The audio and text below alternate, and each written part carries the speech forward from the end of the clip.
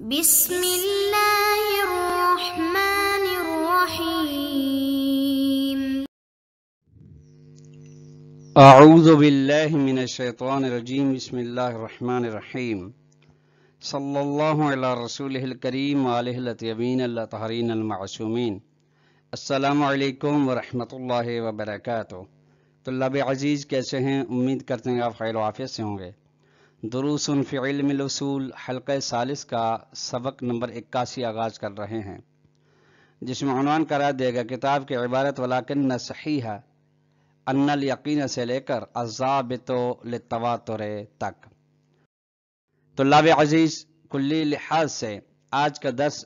گزشتہ سے پیوستہ درس ہے، جس میں یہ نقطہ بیان کیا جائے گا کہ تواتر کے بارے میں شہید صدر کے نظریے کی وضاحت کیا ہے۔ تواتر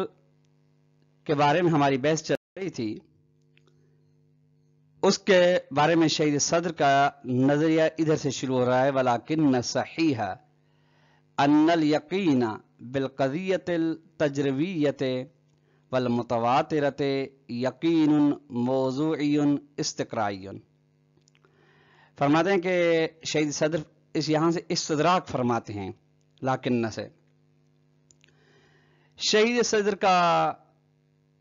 یعنی استدراک کس سے فرما رہے ہیں؟ استدراک فرما رہے ہیں کہ حصول یقین من التواتر، تواتر سے یقین حاصل ہونے کا سبب کون سا، اس کے بارے میں بحث چل رہی تھی۔ تو منطق ارسطو میں اس قیاس کا ہونا ہے جو دو مقدمہ صغریٰ و کبریٰ پر مشتمل ہے۔ ان صغریٰ و کبریٰ کی وجہ سے قیاس منطقی جو تشکیل پاتا ہے، اسی صورت میں کہ نتیجے کے طور پہ کہ صدفہ لا الصدفۃ لا یتکرر ولا یدوم، اس سے یقین ہو جاتا ہے کہ یہی چیز ہے۔ یعنی اسباب حصول یقین میں سے جو تواتر ہے، جو تواتر یقین کا سبب، لیکن بحث اس میں چل رہی تھی کہ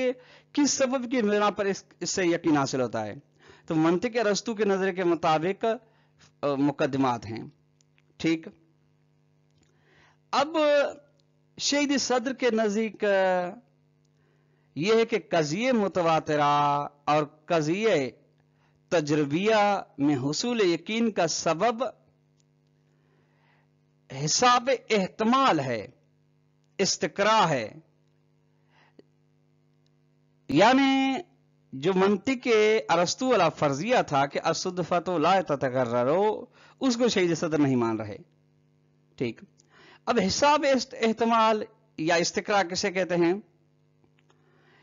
وہ یہ ہے کہ مثلا مخبر اول جب واقع غدیر کی خبر دیتا ہے تو اس کی صداقت کا فرق کریں، پہلا جو مخبر ہے 1% ہے کہ 1% ممکن سچ بول رہا ہو، پھر اسی واقع غدیر کے بارے میں جو دوسرا مخبر خبر دیتا ہے تو اس کی صداقت کا استعمال 2% ہو جاتا ہے، پھر تیسرا دیتا ہے تو 3% ہوتا ہے، پھر چوتھا دیتا ہے، تو اس طریقے سے سلسلہ چلتا جاتا ہے۔ فرض کریں 99 پہ یا 100 پہ، تو یہاں پہ احتمال کذب 0 ہو جاتا ہے، احتمال کذب بالکل 0 ہو جاتا ہے، جس کی بنا پہ قضیہ تواتر، یہ تواتر کی بات ہے، چونکہ واقع غدیر کے بارے میں تواتر معنوی ثابت ہے ہمارے یہاں، ٹھیک۔ اس میں اور تجربیہ کے بارے میں بھی ایسے ہے۔ تجربہ کے بارے میں کیسے؟ مثلا سر کے درد کی گولی میں شفا کے سبب ہونے کا احتمال پہلے مرتبہ میں ضعیف ہے، یعنی کہتے ہیں کہ آپ یہ سر کے درد کے لیے ہے، پہلے دفعہ میں جب استعمال کرنا ہو احتمال ضعیف ہے کہ ہو سکتا ہے کہ اس کے اندر شفا موجود ہو، لیکن دوسرے اور چوتھے اور پانچویں چھٹے ساتویں 10ویں مرتبے تک اس میں یقین ہو جاتا ہے کہ یہ گولی سبب شفاء درد سر ہے، ٹھیک۔ لہذا خلاصہ یہ نکلتا ہے کہ منطق ارسطو میں حصول یقین کا سبب متواترہ اور تجربیہ قضیے میں قیاس منطقی ہے جو صغرا کبرا سے تشکیل پاتا ہے، جبکہ شہید صدر کی نگاہ میں حصول یقین کا سبب استقرا اور حساب احتمال ہے۔ وَأَنَّ الْاعْتِقَادَ، یہ اس جملے کی تفسیر ہے، تبیین ہے، اور آیت عقیدہ رکھنا بہا قضیے تجربیہ اور متواترہ کے بارے میں، یہ حصیلۃ تراکم القرائن الاحتمالیۃ الکثیرۃ فی مسبب واحد، یہ نتیجہ ہے ان قرائن احتمال کثیرہ کے در پہ ہونے کا، یعنی بہت سارے قرائن احتمالی ہیں جو پے در پہ ہیں ایک ہی مرتبے میں یا ایک ہی غرض میں۔ فاخبارو، بس اخبار کل مخبر، بس جو بھی مخبر تواتر کے اندر خبر دے رہا ہے، یہ ہر مخبر کی خبر قرینۃ احتمالیۃ، قرینہ احتمالیہ احتمال سے صداقت پائی جاتی ہے، محتمل بطلان ہوا لامکان وجود مسئلۃ تدعو المخبر الی الکذب، اور یہ بھی احتمال پایا جاتا ہے کہ بطلان ہوا وہ قرینہ احتمالیہ باطل ہو، جھوٹ ہو، چونکہ ایک ایسی مصلحت ہو جو مصلحت مخبر کو جھوٹ بولنے پر وادار کر رہی ہو۔ وَكُلُّ اقتران بین حادثتین قرینۃ احتمالیۃ علیۃ بینہما، اور دو حادثوں اور دو واقعوں کا آپس میں ملا ہونا یہ احتمالی قرینہ ہے کہ ان میں سے ایک علت ہے دوسرا معلول ہے، یعنی دونوں کے درمیان میں رابطہ علت پایا جاتا ہے۔ محتمل ہے بطلان ہو القرینۃ ہو، اور احتمال یہ بھی ہے کہ قرینہ وہ باطل ہو، کیوں؟ لامکان افتراض وجود علت اخرى غیر منظورۃ، چونکہ ممکن ہے کہ ایک اور علت موجود ہو، دوسری دو علت وہ غیر منظورہ سے مراد ہے، یعنی صدفہ والی ہی سبب، وہی علت اخرى سبب بن رہی ہے فی الوجود الحادثہ ثانیہ، دوسرے حادثہ کے وجود میں آنے کے لیے، غیر انہا اقترنت، لیکن یہ متصل ہوتا ہے بالحادثۃ الاولی صدفتاً، پہلے حادثے کا اتفاق کے ساتھ متصل ہوتی ہے، ٹھیک۔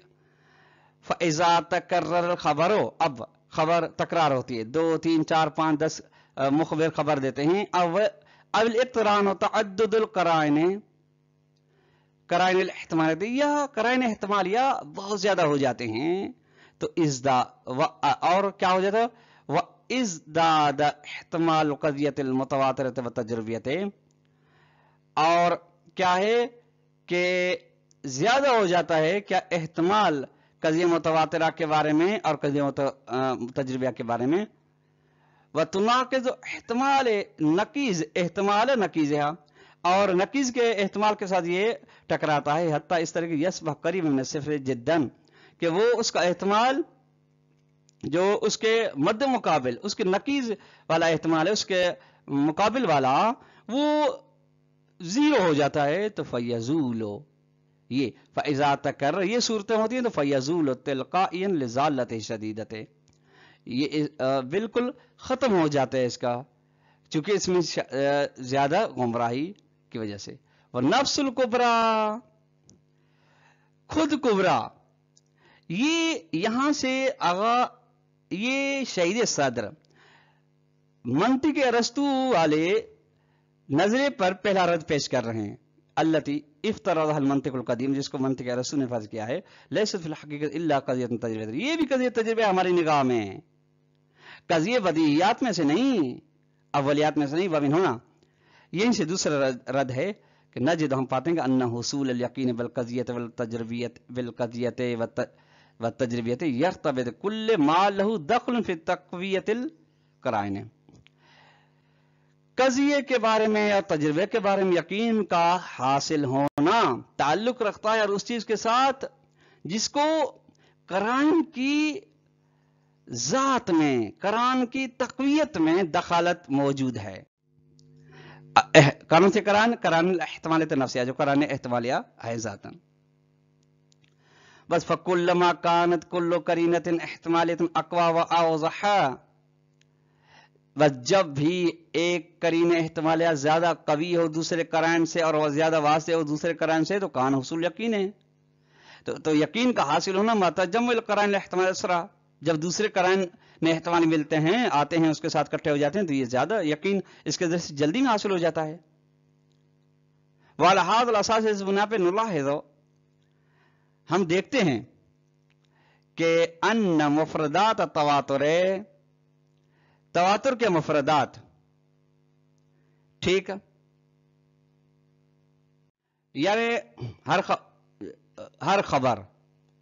متعدد اخبار سے، جب مفردات اذا كانت اخبارات، جب مفردات کچھ خبریں ہوں، یبعد فی کل واحد منہما، تمام ان اخبارات میں سے ہر ایک کے بارے میں بعید شمار کیا جائے احتمال استناد الی مسئلۃ شخصیۃ تدعو الی الاخبار بصورت معینۃ، کہ بعید ہے احتمال، اس احتمال کی نسبت دینا کہ ایک معین مشخص مسئلہ پائی جاتی ہے، وہ جس کی بنا پہ ایک معین صورت میں وہ خبر دے، اما لوساقۃ مخبر۔ یہ کیوں بعید ہے؟ چونکہ یا تو یعنی احتمال کذب بالکل ضعیف ہے، کیوں؟ چونکہ مخبر یا تو قابل بھروسہ ہے، اور ظروف خارجیت نے، یا خارجی ظروف ایسے ہیں، تو حصل الیقین بسببها بصورت اسرع، تو اس کے سبب سے